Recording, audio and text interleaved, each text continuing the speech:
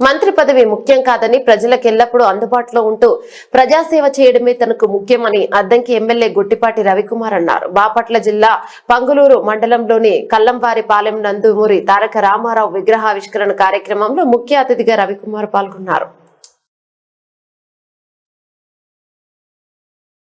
ఈ సందర్భంగా ఆయన మాట్లాడుతూ వచ్చే ఎన్నికల్లో తెలుగుదేశం పార్టీ 155 సీట్లకు పైగా సాధిస్తుందని జోస్యం చెప్పారు. వచ్చే ఎన్నికల్లో తెలుగుదేశం పార్టీని గెలిపిస్తే గ్రామంలోని సిమెంట్ రోడ్లు, లింక్ రోడ్లు, డ్రైనేజీ మొదలైన అన్ని సమస్యలను పరిష్కరిస్తానని గ్రామస్తులకు హామీనిచ్చారు.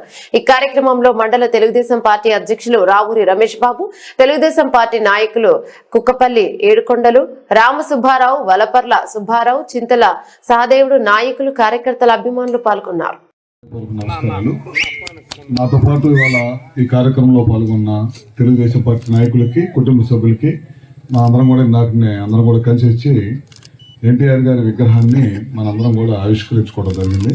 ఎందుకంటే ఇందాక మన సుబ్బారెడ్డి గారు అట్లానే మన కాలనీలో ఉన్న పెద్దలందరూ కూడా చెప్పడం జరిగింది. దాదాపు 4 సంవత్సరాల పైన అయిపోయింది. మనం ఇమీడియట్గా ఇవాళ విగ్రహావిష్కరణ చేయాలంటే 6వ తారీఖు చేద్దాం అనుకున్నాం. అదేవిధంగా ఇవాళ అందరం కూడా కలిసి కట్టుగా ఇవాళ వచ్చి కార్యక్రమం చేసుకోవడం జరగటం చాలా సంతోషం. మీ అందరికీ తెలియదు కాదు, రామారావు గారి గురించి నేను ప్రత్యేకంగా చెప్పనక్కర్లేదు. ఆయన సినిమా రంగంలో కానీ అటు రాజకీయ రంగంలో కానీ ఆయనే సాటారు అనమాట. ఆయనకి పోటీ వచ్చేవాళ్ళు ఎవరు లేరు అనమాట ఇప్పుడు దాకా. ఎందుకంటే మనందరం తెలిసిందే, 9 నెలల్లో పార్టీ పెట్టడం, అధికారంలో తీసుకురావటం, ఎన్నో మంచి కార్యక్రమాలు చేసిన సంగతి కూడా మనందరికీ తెలిసిందే. ₹2 కిలో బియ్యం కానీ, అటు ముఖ్యంగా మహిళలకి ఆస్తుల్లో సమాన హక్కు తీసుకురావటం కానీ, ఇట్లాంటి ఎన్నో చరిత్రలో నిలిచిపోయే కార్యక్రమాలు తీసుకొచ్చిన సంగతి మనందరం తెలిసిందే. ముఖ్యంగా ఎన్టీఆర్ గారు మొదటి నుంచి కూడా డాక్టర్ బిఆర్ అంబేద్కర్ గారు కానీ, అదేవిధంగా జగజ్జీవన్ రావు గారి ఆశయాలను కొనసాగించిన వ్యక్తి ఈ ఆంధ్ర రాష్ట్రంలో రాజకీయాల్లో ఉన్న వ్యక్తి ఎవరంటే అది నందమూరి తారక రామారావు గారిని చెప్పడంలో ఏమాత్రం కూడా సందేహం లేదు. అందుకని మీరు చూస్తూ ఉన్నారు, పోయినసారి నేను తెలుగుదేశం పార్టీలో జాయిన్ అయిన తర్వాత ముఖ్యంగా మన గ్రామంలోకి వచ్చేసరికి ఎస్సీ కాలనీ దాదాపు నేను కానీ, సర్పంచ్ గారు, గ్రామ పెద్దలు అందరం కలిసి ఆ రోజు ఇళ్ల స్థలాలు ఇవ్వటం జరిగింది. ఇందాక మన వాళ్ళు వచ్చేటప్పుడు చెప్తున్నారు, మన స్థలాలు ఇచ్చాం, ఇల్లు కట్టుకుంటున్నారు, ఇంకా కొంతమంది కట్టుకోవాల్సిన వాళ్ళు ఉన్నారు. రేపు మనం మళ్ళీ ప్రభుత్వం అధికారంలోకి వస్తే కనుక ఖచ్చితంగా సిమెంట్ రోడ్లు వేయాలి, అవన్నీ కూడా వేయాలని చెప్పడం జరిగింది. అదేవిధంగా మనం ఇక్కడ తార్ రోడ్డు మధ్యలో నుంచి ఆగిపోయింది, దీన్ని కంటిన్యూ చేసి బోదాడ దాకా మనం వేయాలని చెప్పారు. అదొకటి. అదే కాకుండా చాలా మంది నేను గ్రామాల్లో వెళ్ళినప్పుడు ముఖ్యంగా ఒక సమస్య చెబుతున్నారు. ఏంటంటే మన మధ్య మంది బాపట్ల జిల్లా కింద చేసి మన అద్దం కింద తీసుకెళ్లి బాపట్లకి వెళ్ళాలి. మన గతంలో ఒంగోలు వెళ్ళేవాళ్ళం, ఇప్పుడు బాపట్ల వెళ్ళాలి, చాలా దూరం అయిపోతుందని చెప్తున్నారు. పోయినసారి లోకేష్ గారు వచ్చినప్పుడు ఆయన దృష్టికి తీసుకెళ్ళాను, ప్రజల్లో ఉన్నదాన్ని దృష్టికి తీసుకెళ్ళాను. రేపు అధికారంలో రాగానే మన అద్దంకిని ముఖ్యంగా మన ఒంగోలు జిల్లాలో కలపాలనేది ఒక డిమాండ్ ఉంది ప్రకాశం జిల్లాలో. అదొకటి. రేపు ప్రభుత్వం అధికారంలో ఉండాలి, ముఖ్యంగా అది చేయాలి.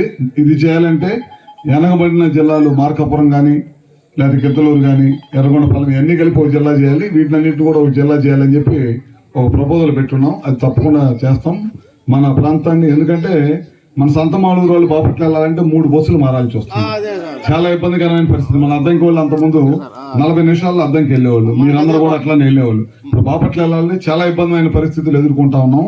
అందుకని తప్పకుండా దాన్ని కూడా చేపిస్తామని చెప్పి కూడా సభాముఖం తెలియజేసుకుంటూ, గతంలో మీ అందరికీ తెలుసు, నేను అధికారంలో ఉన్నప్పుడు ఈ గ్రామంలో పార్టీలకు అతీతంగా చాలా పెద్ద ఎత్తున ముఖ్యమంత్రి సహాయ నిధి చేయించాము, చాలా మంది మోకాళ్ళ ఆపరేషన్ చేయించాము, ఎవరు అడిగినా వాళ్ళందరూ కూడా ఇచ్చాం అనమాట. అదేవిధంగా పెన్షన్లు, ప్రతి ఒక్కరు కూడా పెన్షన్లు ఇవ్వాలనే ఉద్దేశంతో పెన్షన్లు ఇచ్చాము, రోడ్లు వేసాము, ఎన్నో కార్యక్రమాలు చేసాం.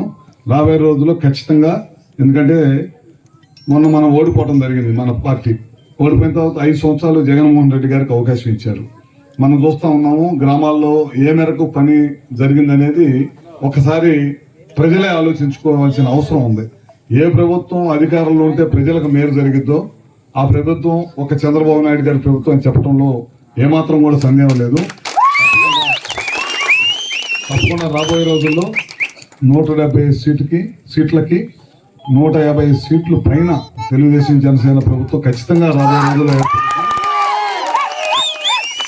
నేను ఈ మాట కలవారిపాలెంలో ఎన్టీ రామారావు గారి విగ్రహ సాక్షిగా చెబుతున్నాను. తర్వాత ఇదే సభలో ఇదే విధంగా మళ్ళీ ఈ గ్రామంలోకి వచ్చి మళ్ళీ అదే మాటను గుర్తు చేస్తానని చెప్పి కూడా సభాముఖం మీ అందరూ తెలియజేసుకుంటూ, ఇందాక మన వాళ్ళు చెప్పారు మనకు 30 ఏళ్ళు మెజార్టీ వస్తే నాకేదో మంత్రి వచ్చిద్దని. నాకు మంత్రితో పని లేదు, నేను ఎప్పుడు జనంలో ఉండేవాడిని. మంత్రి ఉన్నా లేకపోయినా నేను ఎప్పుడు ఉండేవాడిని. మనం ఎప్పుడు కూడా మంత్రుల కోసం వాటి కోసం పనిచేయం. మనకు మెజార్టీ వస్తే మన ఎంపీని కూడా పార్లమెంటుకు తీసుకెళ్లాలనే ఉద్దేశం ఒక్కటే నాకు కావాలి.